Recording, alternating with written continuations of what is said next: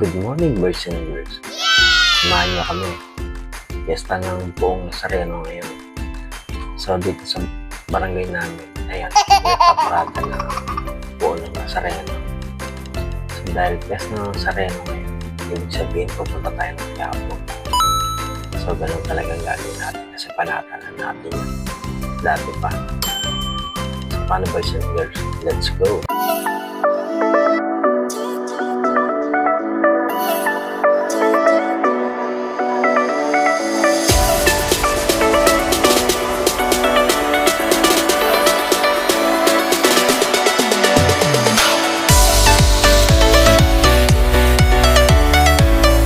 Good morning, boys and girls. So, dahil ngayon ay January 9. Wow! Fiesta ng Nazareno. So, may panata kami ni Mrs. na tuwing Nazareno, pupunta kami kahit papaan. Nice. So, medyo tinanghali kami kasi marami akong ginawa kagabi sa shop. So, gabi na natapos. Kaya, ito, samahan nyo kami. Punta kami ng Nazareno. Balitaan ko kayo ulit. At dahil nga madaling araw na nakatapos dun sa ginagawa namin kay Bad ni Maria. Ayan. Pagsakay namin ng bus, patulog kagad siya. Naghahabol talaga ang tulog yan.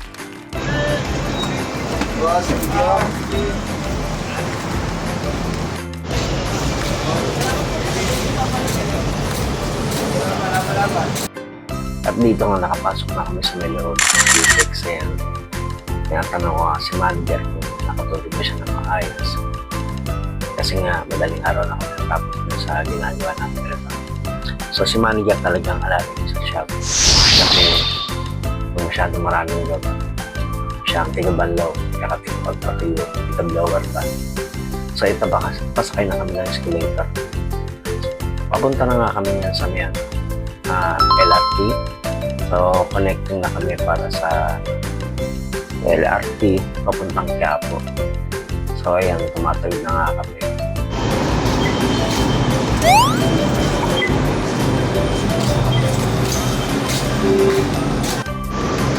Suspect.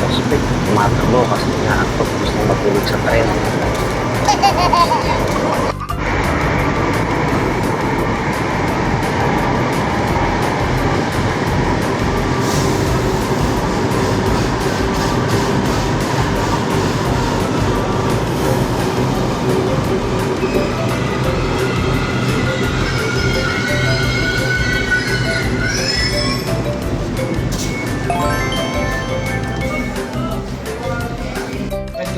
Basta sa kapo sa kanila na. Yan, dito ginaw.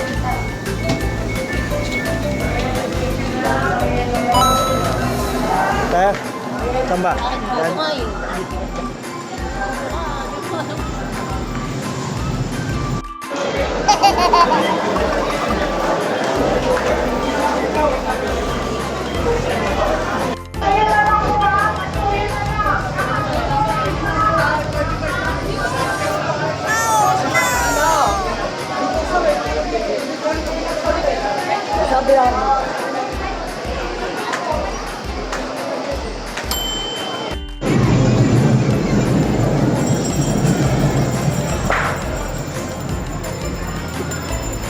Hinihila ko yung kamay. Kala ko kamay mo ba? Ibang babae na pala hinihila. Bakla ba yun?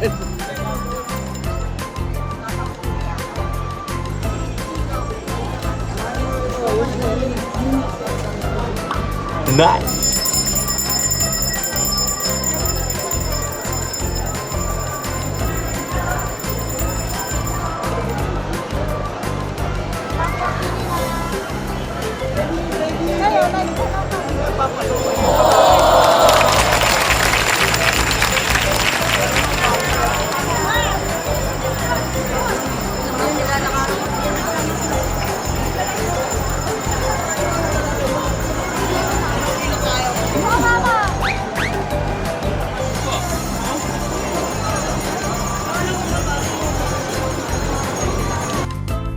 At ito, nandito na nga kami. Papalapit na nga kami sa may simbahan ng Quiapo. So, tinanggal ko na yung sound kasi marami na nga nagpapagod dyan. So, maliit na background lang tungkol sa Quiapo Church. So, Ang history kasi ng Quiapo Church is Quiapo Church in Manila, Philippines has a long history, including the construction of multiple churches and the arrival of the Black Nazarene image, a life-size statue of Jesus Christ that is carried in a procession twice a year. Early, the first church was built in Baku and Nipalib, but was destroyed by the Limahong soldiers in 1574. The British attempt to destroy the church in 1762 during the 7 Years' War. In 1767, the Black Nazarene statue was brought to Quiapo. The church was rebuilt in 1898 after being damaged by an earthquake in 1863. The church was burned down in 1929, but the Black Nazarene statue survived. A new church was built in 1933 by national artist architect Juan Nakpil. The church was expanded in 1984 to accommodate more devotees. In 2024, the church was renamed the Minor Basilica and National Shrine of Jesus Nazareno. In 2023, the Cardinal Jose Advincula, Archbishop of Manila, made the Basilica an archdiocese shrine. The Quiapo Church said that between 1767 and 1787, the first translation took place when Archbishop Basilio Sancho de San Justia y Rufino ordered the transfer of the image to its present shrine. People who pray to the Black Nazarene believe in the miraculous healing powers of the image and the importance of faith. They believe that touching of the image or the rope attached to it can bring blessings. Devotees believe that the Black Nazarene can perform miracles and cure disease.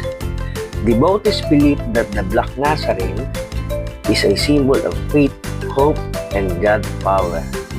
Devotees believe that the yearly translation procession reminds them of the importance of faith and unity as a nation.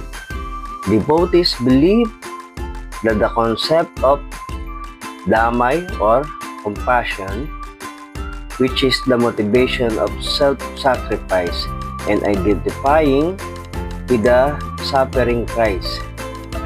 Black Nazarene statue parade through the downtown Manila 3 times a year. Devotees makes private vows that they perform which the rest of the community. Many devotees participate to express gratitude, seek healing, or fulfill panata, vows, or answered prayer.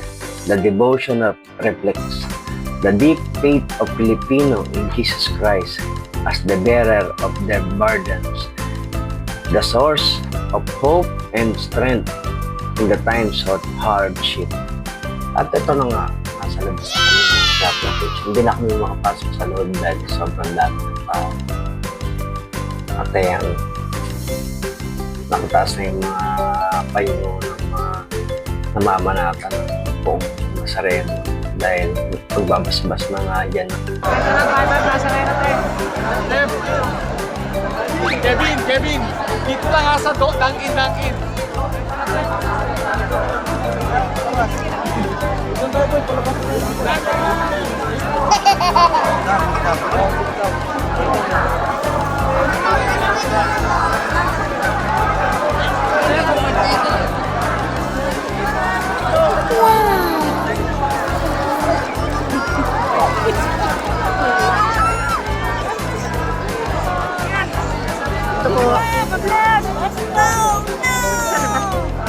Dito pa, dito! Dito nakawag ko. Sa palitan Oh my God. Teka lang!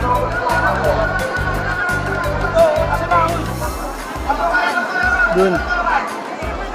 At dito na nga, nandito na kami sa Santa Cruz. Yan.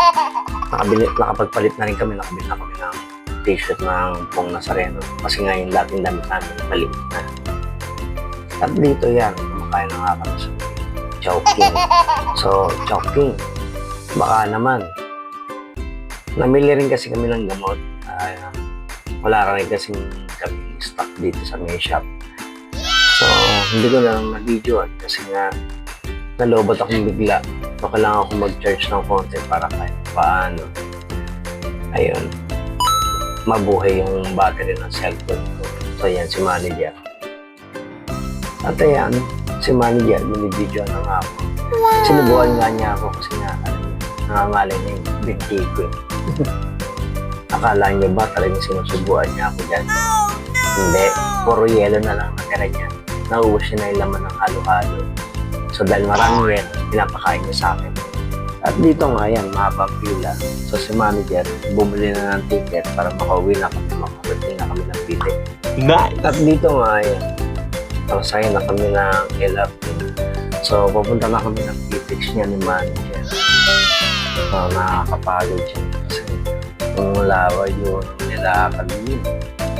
At the same time, syempre, marami rin kami bit-bit yun. Kasi nga, sinamantala namin yung pagkakataon na makapunta ng Quiapo. Then, pumunta kami ng shop kung sa kami bibili ng gamit namin sa shop namin. So, hindi rin ganun kadali. Pero okay lang. Masaya kasi makapunta kami ng fiesta ng Quiapo. So, hindi naman lagi bibihira na nakapagpasalamat din kami. Kasi ang dami pinagdaan ng shop namin. So, hindi naman tumitigil yun. Lagi naman gano'n. So, ang daming dinaanan ng shop namin. Hindi namin nakalain makakasurvive. So, nagpasalamat lang din naman kami kasi yun naman ang hiling namin ng dati pa. At ngayon, nandito na nga sa amin yung shop. Although nasa amin yung shop at meron na nga kami yung shop, hindi pa rin naman din tapos yung proseso.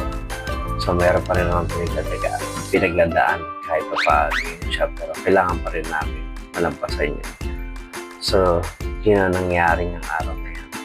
So, please like, share, and subscribe. Comment kayo down below kung ano masasabi nyo dito sa mga video na ginawa namin. So, hit the notification bell all para sa mga video pa ng pati sa Pano Boys and Girls. Bye-bye!